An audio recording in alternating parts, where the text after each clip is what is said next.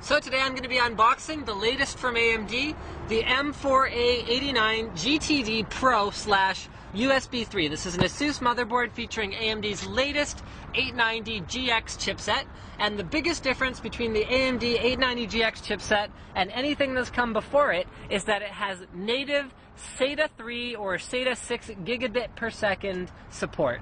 Also, I have this cool AMD football. Isn't this awesome? Bring your A game. So I'm going to throw it to the cameraman and hopefully he can catch it. That was really lame. That's okay. It's done now. Okay, so here we go. This features extreme design, #1 performance, reliability, and safety. It is hybrid, which we'll figure out later. Okay, it supports AM3. Ooh, Core Unlocker. This is a big one. So AMD has actually made it a little bit more difficult for the motherboard manufacturers to allow you to unlock dual and triple cores, but ASUS seems to have found a way around it. So they're enabling their users to do that.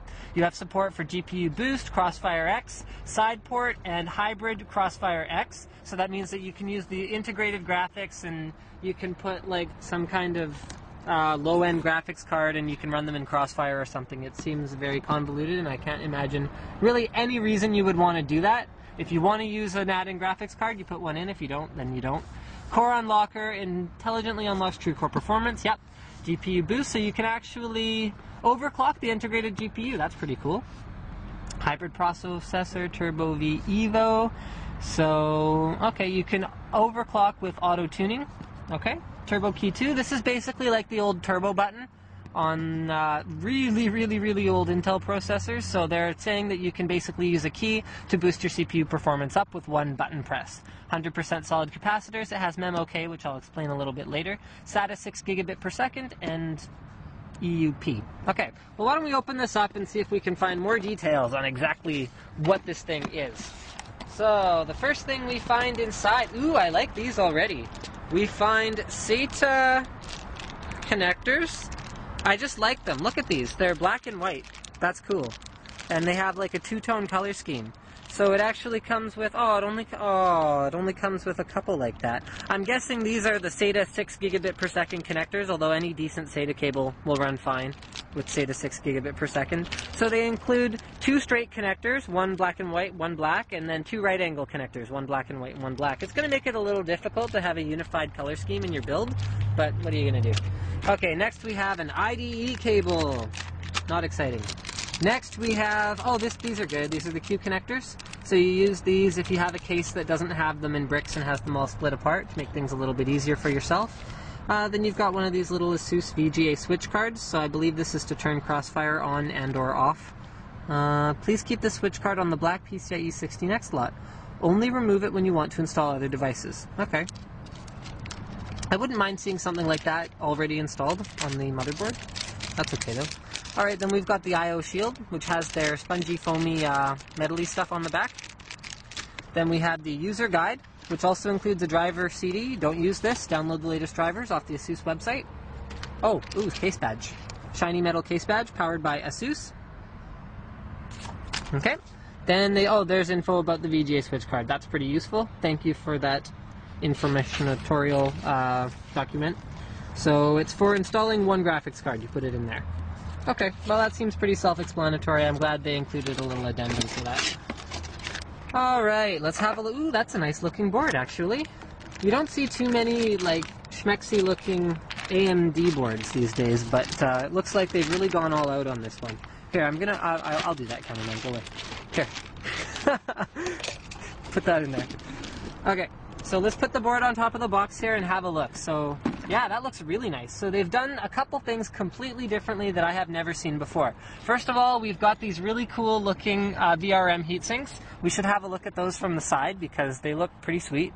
And I'm just kind of going out on a limb here, but I'm guessing because it's labeled hybrid technology, it's all about the power savings. So I'm thinking maybe it's supposed to look kind of like a tree, like green, but then it's blue. So I don't know if that's for sure. Cameraman's giving me a funny look. I don't think he agrees with me. But the Northbridge one looks kind of like waves. It's kind of like water, which is also very environmentally friendly. So That's my guess. I could be totally wrong, and feel free to leave your comments about whether you think I'm right or the cameraman should be giving me a funny look about that green stuff. So let's have a look at the general layout of this board. It is an AM3 board supporting up to 140 watt TDP CPUs, so that means you can put any AM3 capable chip in here. You've got support for dual channel DDR3 memory, as with all AM3 boards that support DDR3, it's dual channel. Alright, we've got a few buttons up here that should be pretty relevant. So we've got the turbo key 2 as well as the core unlocker buttons. And then we have the memo K button. I said I'd explain that later. Memo K basically means that even if you're using RAM that requires more than stock voltage to run, memo K will automatically set all of the RAM at like a safe setting. That means that you'll be able to post even if you aren't running it at optimal settings. Also, to do with the RAM slots, we've got these cool ASUS exclusive RAM slots that only have a clip on one side. The other side is not actually a clip. So the intention is that you just slide the RAM slot in that way and then put it down on this side and clip it in, so that in theory it's a little bit easier to install. Alright, we've got the 24-pin connector in its ideal location along the right-hand edge of the board. And this is probably the weirdest thing I've seen on a motherboard in quite a while. The 8-pin connector is huge. Look at this thing. Okay, so the 8-pin connector, rather than sticking about this high off the board like we normally see, I'm going to turn this around, actually sticks like 3-4 centimeters up from the board. I'm guessing that makes it a little bit easier to access in theory. One thing that it would also do is make it a little bit more difficult for the for any cabling. If you're bringing it up from the back of the board and then up around to the front, it'd have to be a little longer. But most power supplies, like most quality power supplies these days, have pretty long 8-pin connectors anyway, so I guess it's not. Two things: it was cold outside and the batteries of the camera died. So here we are back in the office, and as I was discussing before, the 8-pin is really long. That is really all I had to say about that beyond what I have already said. So we've got also PCI Express connectors. So we've got two PCIe 16X connectors, one PCIe 1X and one PCIe 4X. This could be useful if you have, say for example, a RAID card or any other device that needs a little bit more bandwidth than a PCIe 1X. Then down here we've got two PCI. I think this is a very ideal layout because if you're using two dual slot graphics cards, I don't know how easy this is going to be. Basically, you'll have one PCIe 4X and one PCI still available. Now, USB connectors. This board has tons. Check this out. You've got 4 USB headers, each of which is good for up to 2 ports or like one card reader. So you can connect a lot of USB devices to this particular motherboard. Down here, this is a big selling point here. These are SATA 6 gigabit per second ports. These are native ports. That means they're running right off of the AMD 890GX chipset. Okay, so we've got 1, 2, 3, 4 here, and I don't really like the placement of these two because they could potentially be covered by a full-length dual-width graphics card here, but you still got these two available, and then we have 2 more on the edge of the board, which would also be accessible no matter what. One IDE port, as if...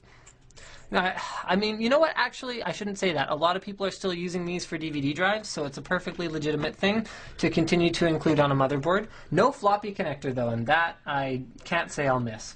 So there we go. Let's have a look at the back. Here we have lots of different connectors. Let's start at the top. We've got a PS2 keyboard port. Then we have 1, 2, 3, 4 USB 2.0 ports. And then we have, hold on, let me see if I can figure out what oh, cool, this is one of those combo ports. So we actually have 1, 2, 3, 4, 5 USB 2.0 ports. Then we have an optical audio out, HDMI out, DVI out, VGA out, so lots of different video output display adapter options. Then we have FireWire and eSATA. So this is one of those combo USB/eSATA ports. Very cool. Then we have a gigabit LAN and 7.1 audio. Thank you for checking out my unboxing of the ASUS M4A89 GTD Pro/USB 3. Wait, no, stop. Wait, stop. Hold on, there's more. I forgot. I just said the name of the board. It has USB 3 right in it. These blue ports, they're USB 3.